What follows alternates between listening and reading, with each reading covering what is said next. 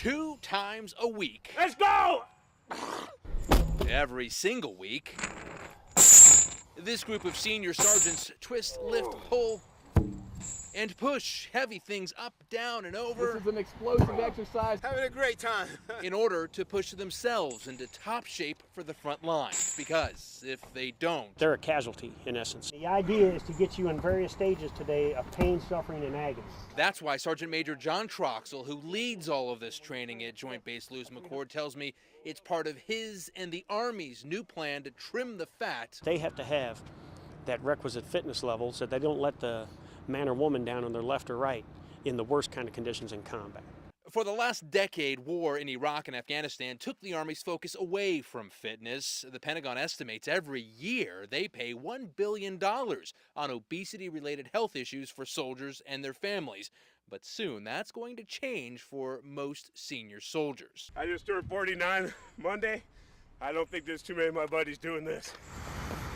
Starting November 1st, any commissioned or non-commissioned officer attending a training school or course must pass the Army's physical fitness test and make weight, or else. Fail twice, and they could be kicked out of the Army altogether. And here are the minimum requirements needed to pass. Let's see if you would make the cut.